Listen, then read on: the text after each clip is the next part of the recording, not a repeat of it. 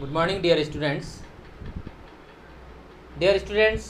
आज हम व्याकरण भाग पढ़ेंगे, यानी हिंदी व्याकरण पढ़ेंगे और हिंदी व्याकरण के उस भाग को पढ़ेंगे जिसका नाम है मुहावरे। ओके, तो बच्चों आज हम लोग हिंदी व्याकरण के मुहावरे पढ़ेंगे।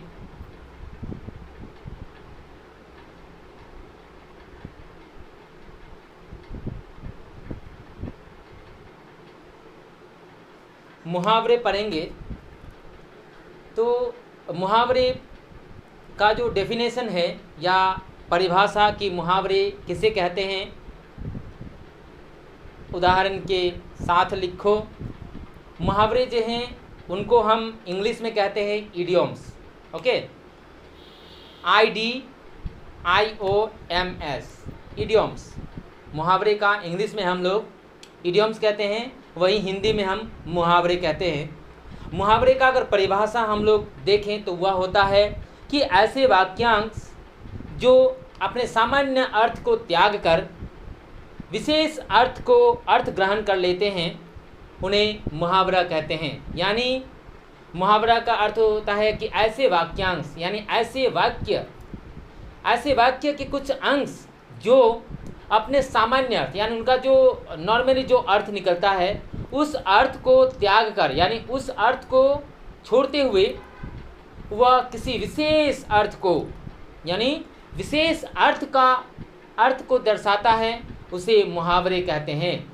यानी हम कहते एक हैं लेकिन उसका अर्थ जो है, उसका जो मीनिंग है या उसका कहने का जो संकेत है वह कुछ और है। उसको हम समझेंगे इसके उदाहरण के साथ। तो हम अभी बस इतना जानते हैं कि मुहावरे का परिभाषा जो है उसका परिभाषा इस प्रकार है कि ऐसे वाक्यांश जो अपने सामान्य अर्थ को त्याग कर किसी विशेष अर्थ ग्रहण कर लेते हैं उसे मुहावरे कहते हैं। उदाहरण के लिए जैसे हम लोग देखते हैं कि अंग अंग ढीला होना, है ना। जैसे अंग अंग ढीला होना कि मुहावरे के लिए अगर सबसे पहला हम लोग लेंगे कि अंग अंग ढीला होना, ठीक है। ढीला होना यानी अंग अंग अर्थात क्या कि हमारे प्रत्येक अंग यानी शरीर के प्रत्येक अंग ढीला होना यानी यह नहीं कि एकदम लूज हो जाना। ढीला होना कि जैसे हमारे शरीर में जब दर्द होते हैं या हम दर्द का महसूस करते हैं, जैसे कि हम लोग बहुत सारे काम करते हैं, जैसे कि खेती में काम करते हैं, कोई पत्थर वगैरह या बालू वगैरह हम ढोते हैं या फिर लकड़ी को फाड़ते हैं, चीरते हैं, वे सारे जो हैवी काम होते हैं उसको करने के बाद जो हमारे शरीर में दर्द होते हैं उसको कहते हैं अंग अंग ढीला होना। यानी उसका अर्थ होता है कि बहुत थक जाना। कि अंग अंग ढीला होना कि यहाँ के हम अर्थ क्या समझते हैं कि अंग अंग मानो टूट गया है ना, लूज हो गया है, ऐसा तो अर्थ नहीं है। कि इसका अर्थ हो गया कि अंग अंग ढीला होना अर्थात बहुत थक जाना, यानी हम बहुत थक गए हैं। थक कैसे जाते हैं? काम करते करते। तो इसका अगर वाक्य में यानी ऐसे सवाल आएगा कि निम्नलिखित मुहावरों के अर्थ लिखकर उसके वाक्य में परिवर्तन करो। यानी इसके अर्थ मानो अंग अंग ढीला होना यानी इसका अर्थ जो हो गया बहुत थक जाना। ओके, यानी अंग अंग ढीला होना इसका अर्थ हो गया बहुत थक जाना। इसका अर्थ यानी इसको हमें ब्रैकेट में रखना है। अंग अंग ढीला होना तुम्हें सिर्फ एग्जाम में दिया जाएगा और बोलेगा कि इसका अर्थ लिखकर वाक्य में रूपांतरित करो या मेक द सेंटेंस कह सकते हैं। तो अंग अंग ढीला होना इसका मीनिंग जो है वह है बहुत थक जाना। अब हमें वाक्य जो बनाना है यानी सेंटेंस जो बनाना है वो हमें किससे बनाना है? अंग अंग ढीला होना से या फिर बहुत थक जाना से? नहीं, कुछ ने सही कहा, कुछ ने गलत कहा। हमें सेंटेंस जो बनाना है वह हमें इससे बनाना है कि अंग अंग ढीला होना। हमें उसके मीनिंग से नहीं बनाना है क्योंकि यह सवाल है, यह मुहावरे हैं, तो इससे हमें वाक्य में प्रयोग करना चाहिए, बल्कि उसके अर्थ को नहीं। उसका अर्थ हमने बताया कि यह सवाल में आएगा कि अंग अंग ढीला होना वाक्य के या मुहावरे के अर्थ लिखकर वाक्य में प्रयोग करूँ, तो हमें वाक्य में प्रयोग इससे नहीं करना है, बल्कि इसे समझकर इससे ही हमें वाक्य में प्रयोग करना है। जैसे हम इसका वाक्य में प्रयोग कर सकते हैं कि दिन भर काम करने के बाद उसका अंग अंग ढीला हो गया। देखो हम लोग क्या यूज़ किया कि अंग अंग ढीला होना, यह नहीं कि होना ही हमें वहाँ या वैसे ही शब्द हमें बिठाना है, बल्कि देखो मैंने बताया कि दिन भर काम करने के बाद उसका अंग अंग ढीला हो गया। यहाँ पर होना है लेकिन वहाँ पर होगा, लेकिन हो गया, यानी दोनों का अर्थ समान है। यानी हमें सेंटेंस के साथ इस मुहावरे को भी सजा के लिखना है।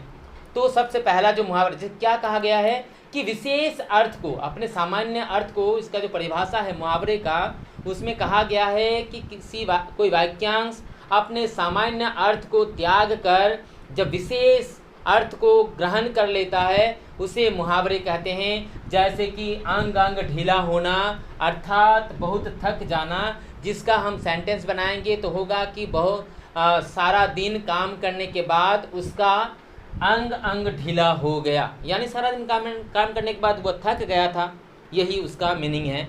अगर वैसे ही हम लोग अगर और एक मुहावरा लेते हैं जिसका जो है अंगूठा दिखाना, है ना। अंगूठा यानी कि यह जो हमारे थंब फिंगर, कि हम लोग कोई हमसे कोई सहायता वगैरह मांगते हैं या फिर कोई चीज़ मांगता है, कोई वस्तु मांगते हैं, तो हम लोग क्या करते हैं, ठेंगा दिखाते हैं। इसका मतलब क्या है कि बैंग, मैं नहीं दूंगा या मैं नहीं दूंगी, है ना, मना करते हैं कि बैंग। तो अंगूठा दिखाना यानी यह एक प्रकार का हम लोग इशारे से दिखाते हैं कि यह अंगूठा, लेकिन इसका बहुत बड़ा मायने है ना, अर्थात किसी को मना करना। तो समय पर इनकार करना, अंगूठा दिखाना का अर्थ जो है वह है समय पर इनकार करना। यानी मानो किसी की कोई बहुत गरीब व्यक्ति है, उसके पास फीस देने के लिए पैसा नहीं है, तो उसने अपने दोस्त या अपने रिश्तेदार या फिर अपने घर के पड़ोस के किसी व्यक्ति से उन्होंने सहायता मांगा था कि मेरा 5 तारीख को 5 सितंबर को मुझे अपने स्कूल में परीक्षा का फ़ीस देना है, तो कृपया कर आप मेरा मदद कर सकते हैं। वे कहे हाँ ठीक है, मैं 5 तारीख को दे दूंगा सुबह। लेकिन जैसे ही 5 तारीख का सुबह आती है और आने के बाद जब वे व्यक्ति उस व्यक्ति के पास जाता है, तो जाने के बाद वह क्या करता है कि बहाने बनाता है या अंगूठा दिखाता है कि नहीं मना कर देना, कि समय पर इनकार कर देना। यानी वही समय है लेकिन उस पर वह मना कर देता है। जैसे मैंने रमेश से 1 दिन के लिए कुछ रुपए उधार मांगे थे, लेकिन उसने अंगूठा दिखा दिया। यानी 1 दिन मैंने उससे पैसा मांगा था लेकिन उसने समय पर इनकार कर दिया। यानी पहले उसने कहा कि ठीक है मैं दूंगी या दूंगा, लेकिन बाद में उसने मना कर दिया। यानी देखो यहाँ पर अंगूठा दिखाना जो मेन मुहावरा है उसका ही हम प्रयोग कर रहे हैं कि मैंने रमेश से 1 दिन कुछ रुपए मांगा था, उधार मांगे थे, पर उसने अंगूठा दिखा दिया। यहाँ पर नहीं लिखा है कि मना कर दिया, वहाँ पे क्या क्या है कि अंगूठा दिखा दिया। यानी मेन मुहावरे का ही हमें प्रयोग करके वाक्य में प्रयोग करना है। फिर तीसरा हम मुहावरा ले सकते हैं, जैसे कि अंधे की लकड़ी, है ना। अंधे की लकड़ी यानी इसे हम समझते हैं कि अंधे की लकड़ी यानी कोई अंधा है उसके हाथ में लकड़ी है ना। ऐसा तो अर्थ नहीं है कि किसी अंधे के हाथ में लकड़ी है तो हो गया। अंधे का लकड़ी का अर्थ है कि किसी अंधा व्यक्ति, वह जो देख नहीं सकता, यानी जो अपने आँखों से देख नहीं सकते, उसी को तो अंधा कहते हैं ना। तो उस व्यक्ति के आँख ना होने पर या आँख ना होने के कारण उसका सहारा क्या होता है, लाठी, यानी अंधे की लाठी। यानी वे जो एक जगह से दूसरे जगह, यानी एक स्थान से दूसरे स्थान जो चलता है या घूमता है, वह अपने लाठी के सहारे ही चल फिर पाता है। लेकिन यहाँ उस दृश्य को नहीं बताया गया है, उस मीनिंग को नहीं बताया गया है, बल्कि यहाँ अंधे की लकड़ी का अर्थ है एकमात्र सहारा। यानी अंधे के लिए जो एकमात्र सहारा वे लाठी होता है, वैसे ही अंधे की लकड़ी का एकमात्र सहारा जो अर्थ है उसमें क्या होता है कि मानो अशोक अपने बुढ़िया माँ की बुढ़ापे की अंधे की लकड़ी है, हाँ अंधे की लकड़ी है। इसका मतलब हो गया कि अशोक जो है उसका जो दादी है या जो उसकी माँ है जो बूढ़ी हो गई है, और उसका बुढ़ापे का सहारा कौन है, यानी बुढ़ापे में उसका देख रेख उसका देखभाल कौन करेगा, अशोक करेगा। तो इसलिए उस बुढ़िया माँ की या उस बुढ़िया दादी की जो एकमात्र सहारा है वे कौन है, या अंधे की लकड़ी जो है वह कौन है, यानी अशोक है। तो इसका अर्थ हम यही लिख सकते हैं कि अंधे की लकड़ी यानी एकमात्र सहारा, यानी वृद्धावस्था में अशोक के माँ के एकमात्र अंधे की लकड़ी उसका सहारा है। ओके, फिर हम क्या कहेंगे कि अपने पैरों पर कुल्हाड़ी मारना। अपने पैरों पर कुल्हाड़ी मारना, कोई जानबूझकर अपने पैरों पे कुल्हाड़ी मारेगा नहीं ना। कुल्हाड़ी यानी क्या, जिससे हम लकड़ियाँ वगैरह काटते हैं, लकड़ियाँ वगैरह फाड़ते हैं या लकड़ियाँ वगैरह चीरते हैं, उसे कहते हैं कुल्हाड़ी। तो कोई कुल्हाड़ी अपने पैरों में ऐसे मारेगा नहीं, मारेगा ना। तो इसका अर्थ यानी इसको सामान्य अर्थ यहाँ दर्शाता है कि कोई अपने पैरों में कुल्हाड़ी मारे, इसका सामान्य अर्थ है। लेकिन इसका विशेष अर्थ जो है वह है कि अपने पैरों पर कुल्हाड़ी मारना, यानी आफत जो है वह खुद बुलाना, यानी जो आफत है वह खुद बुलाना। मानो किसी शिकार में, शिकार करने के लिए कोई राजा या महाराजा जब जंगल में जाता है, वह शिकार खेलता है, लेकिन कभी कभार वे बंदूक खराब होने के कारण या तीर कमान ठीक से न चलाने के कारण वे खुद स्वयं उस बाघ के शिकार बन जाते हैं। तो इसका मतलब है कि अपना कुल्हाड़ी अपने पैरों में खुद मारना। वैसे ही और एक मुहावरा है जिसका है अपने पैरों पर खड़ा होना। अपने पैरों पर खड़ा होना यानी स्वावलंबी होना, जिसका अर्थ है अपने पैरों पर खड़ा होना। कौन अपने पैरों पर खड़ा नहीं रहता, सभी तो। जो विकलांग को छोड़ के, यानी जो चल फिर नहीं पाते, जो लंगड़े लुंगड़े होते हैं, उसको छोड़कर सभी तो अपने पैरों में खड़ा होते हैं। यानी यह सामान्य अर्थ है कि अपने पैरों पर खड़ा होना। लो, मैं तो खड़ा हो गया, लेकिन इसका सामान्य अर्थ यह है। लेकिन इसका जो विशेष अर्थ है वह है स्वावलंबी होना। स्वावलंबी यानी सेल्फ डिपेंडेंट, है ना। स्वावलंबी यानी सेल्फ डिपेंडेंट, यानी जैसे कि किसी घर में कोई दो भाई बहन हैं, जो एक भाई काम करता है, दूसरा काम नहीं करता, तो उसके अपने पॉकेट खर्च के लिए भैया के पास हाथ फैलाना पड़ता है ना। तो वे क्या हो गया कि दूसरे पर हम निर्भर होते हैं, दूसरे पर हम आश्रित होते हैं।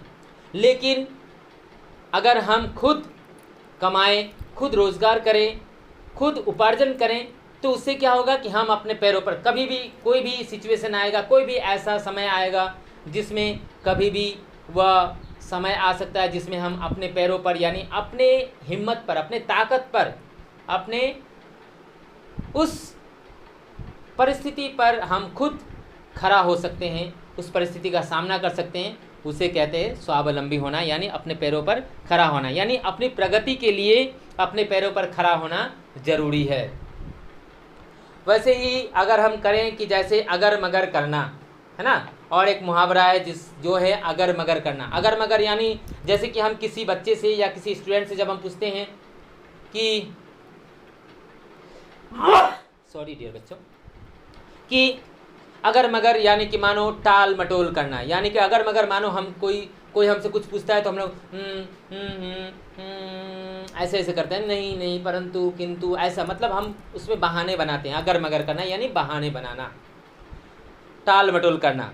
कि अगर मगर किए बिना मेरा उधार चुका दो, यानी किसी को हम उधार देते हैं, यानी किसी को हम कुछ पैसे उधारी देते हैं, कर्ज में देते हैं, तो जब हमें उस पैसे को मिलना बहुत मुश्किल होता है तो हम उसके पास जाते हैं, कहते हैं कि मेरे पैसे वापस दे दो। तो वे कहते हैं अगर नहीं, आज नहीं, कल नहीं, परसों, शाम को आना, रात को आना, दिन को आना, यह सारे जो बहाने बनाना, उसे कहते हैं अगर मगर करना, यानी टाल मटोल करना कि अभी नहीं, कल नहीं, परसों नहीं। वैसे ही आ जाता है अकल का दुश्मन। अकल का दुश्मन, अकल यानी दिमाग, बुद्धि, यानी बुद्धि का दुश्मन यानी मूर्ख। इसका अर्थ होता है मूर्खतापूर्ण कार्य करना, यानी तुमने इतनी अच्छी नौकरी छोड़ दी, क्या तुम अकल के दुश्मन हो गए हो। यानी कोई अगर कोई अच्छा सा जॉब, कोई अच्छा सा नौकरी छोड़ देता है तो उसे हम क्या कहेंगे, अकल के दुश्मन ही तो कहेंगे ना, क्योंकि इतना अच्छा जॉब वे अपने हाथों में आया हुआ जो कर रहा था उसको उसने छोड़ दिया और अभी बेकार पड़ा हुआ है। इसका अर्थ क्या होता है कि वह अक्ल का दुश्मन ही है ना, यानी उसके पास दिमाग नहीं है, इसलिए तो वे आज मारा मारा फिर रहा है। वैसे ही अगर हम दूसरा अगर लें तो जैसे कि आँख खुलना यानी ये नहीं कि सोकर जागना, है ना।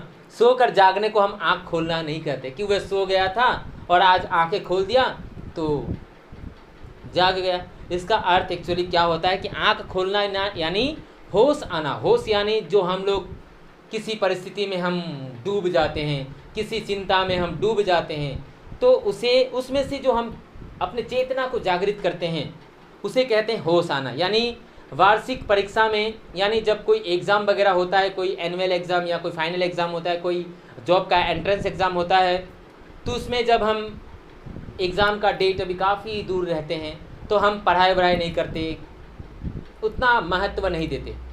लेकिन जब एग्ज़ाम हो जाते हैं, एग्ज़ाम के बाद जब रिजल्ट्स आते हैं, तब वो देखते हैं कि अरे मैं तो फेल हो गया, यानी तब उसका आँख खुलता है ना कि काश मैं थोड़ा ज़्यादा पढ़ा होता, काश मैं थोड़े समय बुक को खोला होता, किताब को खोल कर देखा होता, पढ़ा होता, तो आज मैं पास हो जाता। यानी आँख खुलना यानी होश आना। वार्षिक परीक्षा में फेल होने के बाद महेश की आंखें खुल गई, है ना। फिर हम इसके बाद भी कुछ मुहावरों के लेंगे, जैसे कि आँखों में धूल झोंकना। आँखों में धूल झोंकना यानी आँखों में धूल फेंकना नहीं या झोंकना नहीं।